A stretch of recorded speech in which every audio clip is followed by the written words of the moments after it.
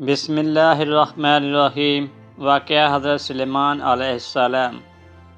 اسلامی تاریخ میں حضرت سلیمان علیہ السلام ایک مشہور نبی اور بادشاہ ہوئے ہیں، جو یہودی اور مسیحی روایات میں سلیمان کے نام سے مشہور ہیں۔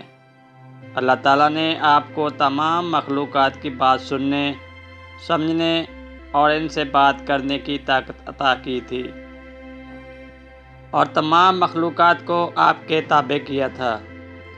اپنی بے مثال حکمت اور جانوروں اور جنوں کے ساتھ بات چیت کرنے کی صلاحیت کے لیے مشہور تھے۔ حضرت سلیمان علیہ السلام نے ایک وسیع اور خوشحال سلطنت پر حکومت کی۔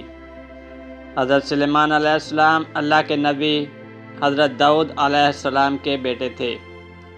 آپ کا تعلق بنی اسرائیل سے تھا، اور اپنے والد حضرت داؤد علیہ السلام کے بعد عنان کی حکومت سنبھالی اور بنی اسرائیل کے بادشاہ بنے اور اللہ کے احکامات کے مطابق حکمرانی کی۔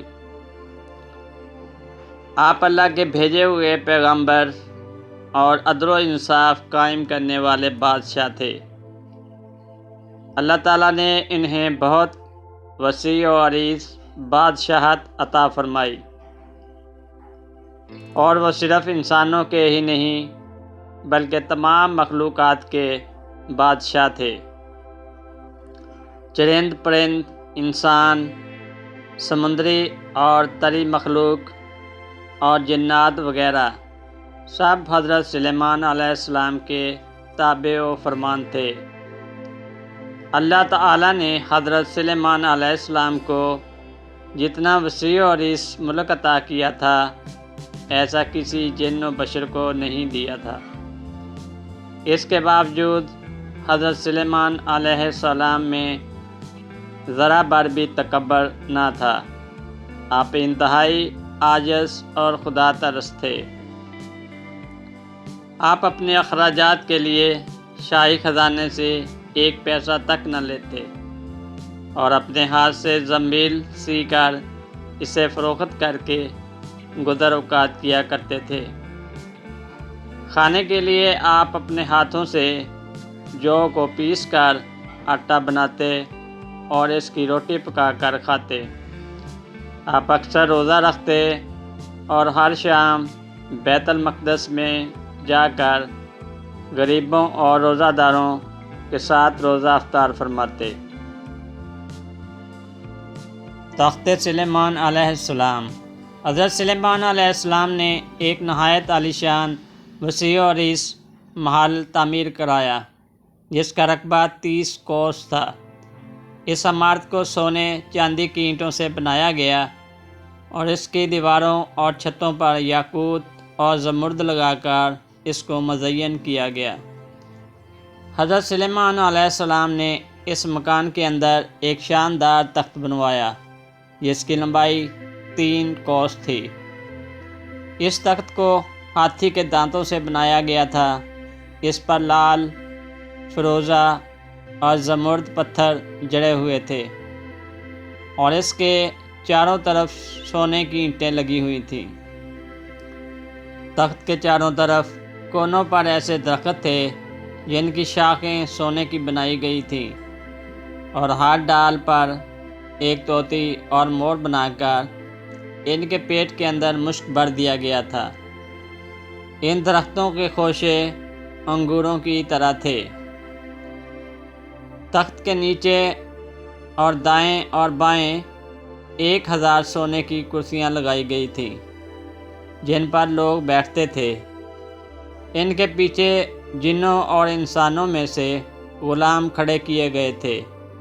یہ تخت جنات نے تیار کیا تھا، جو حضرت سلیمان علیہ السلام کی رعایا میں شامل تھے۔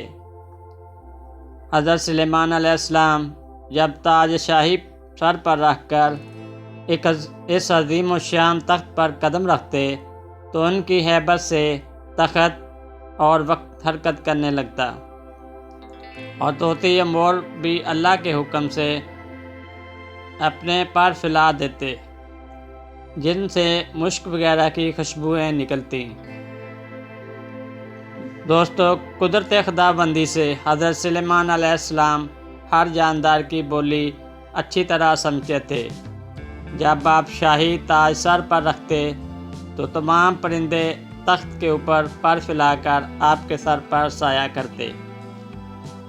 جس مکان میں تخت سلیمانی تھا اس میں کئی محرابیں بھی تھیں۔ یہاں عابد و ظاہر لوگ عبادات میں مشغول رہتے تھے۔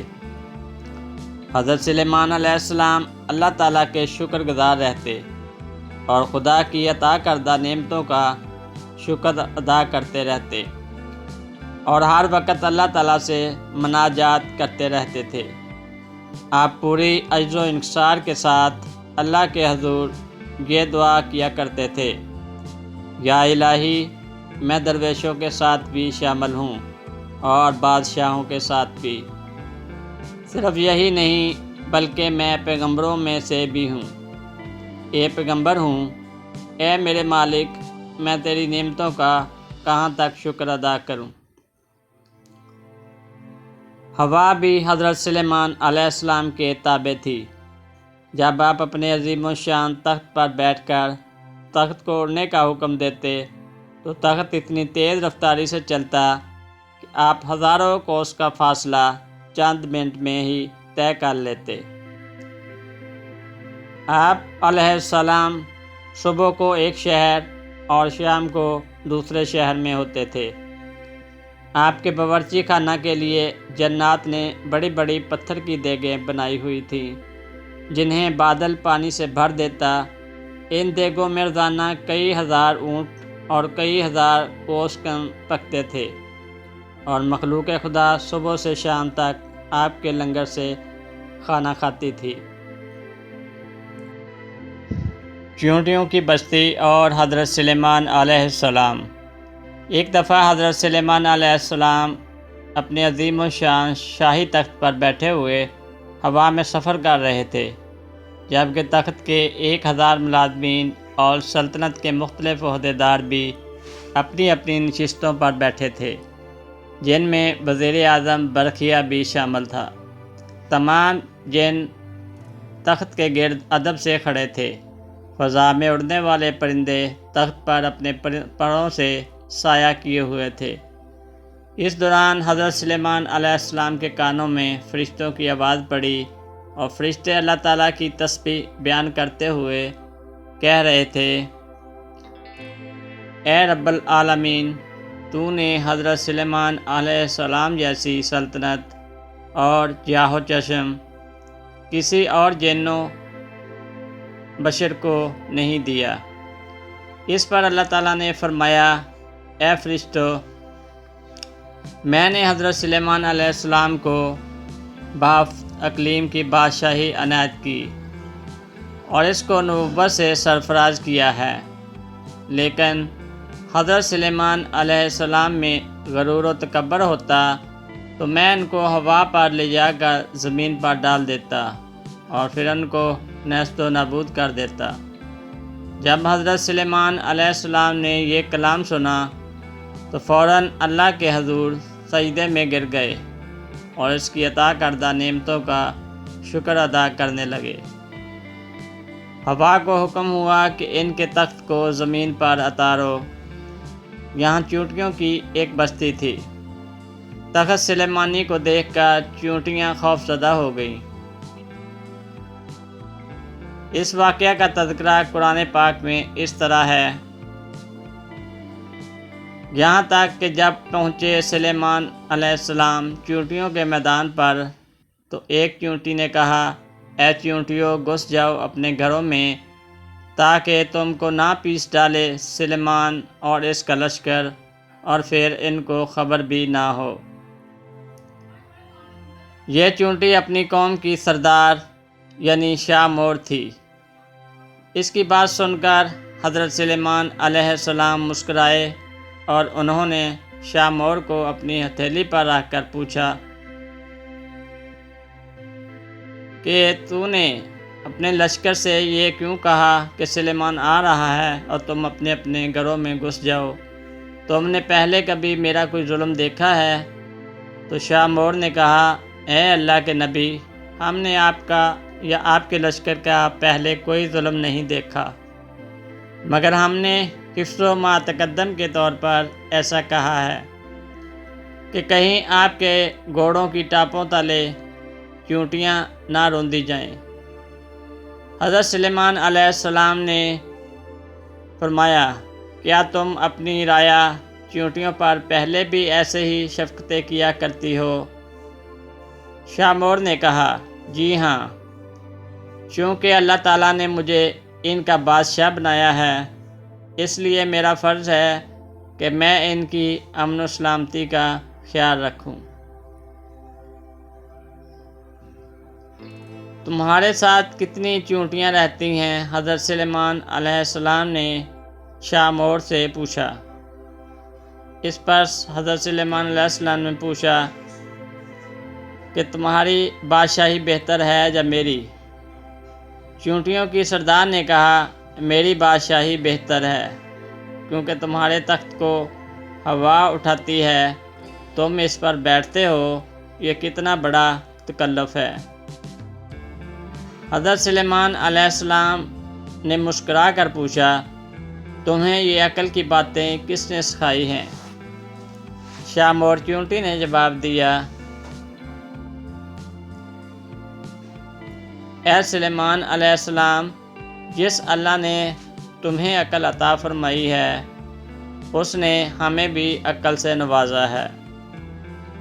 اگر آپ اجازت دیں تو میں آپ سے چند مسائل پوچھوں؟ شاہ مور نے جواب دیا، پوچھو، کیا پوچھنا چاہتی ہو؟ حضرت سلیمان علیہ السلام نے کہا۔ شاہ مور نے کہا، اے سلیمان علیہ السلام، تم نے اللہ تعالیٰ سے سوال کیا تھا، کہا، اے پروردگار، مغفرت کر میری اور بخشش دو مجھ کو ایسا ملک کہ نہ لائق ہو کسی کو میرے پیچھے، تو ہی سب سے بخشنے والا۔ اے سلیمان، تمہارے اس سوال سے حسد کی بو آتی ہے، جبکہ حسد کرنا پیغمبروں کی شان کے خلاف ہے۔ تمہیں یہ بھی اچھی طرح معلوم ہے کہ خداوند قدوس سارے جہان کا مالک ہے، وہ جسے چاہے بادشاہی دے اور جسے چاہے نہ دے۔ تو بڑی دانا اور عقل مند ہے، حضرت سلیمان علیہ السلام نے کہا۔ شاہ مور نے کہا، اے اللہ کے نبی، تم بھی اپنی رعایا کی نگرانی کرو اور اپنے عدل و انصاف سے رعیت کو خوش رکھو، ظالم سے مظلوم کا حق دلواؤ۔ میں تو بیچاری، ضعیفہ اور مسکین ہوں، پھر بھی اپنی رعایا کی ہر روز خبر گیری لیتی ہوں اور ان کا بھار اٹھاتی ہوں تاکہ کوئی بھی کسی پر ظلم نہ کرے۔ شاہ مور کی باتیں سن کر حضرت سلیمان علیہ السلام سجدے میں گر گئے اور کہا، اے پروردگار، تیری قدرت بے انتہا ہے اور تو ہی بے شک عظمت و بزرگی کے لائق ہے۔ قرآن حکیم کی سورہ سبا میں ارشاد باری تعالیٰ ہے، جس کا ترجمہ ہے، اور جنوں میں سے وہ تھے جو اس سلیمان کے سامنے خدمت انجام دیتے تھے اور اس کے پروردگار کے حکم سے، اور جو کوئی ان میں سے ہمارے حکم کے خلاف کجروی کرے، ہم اسے دوزخ کا عذاب چکھائیں گے۔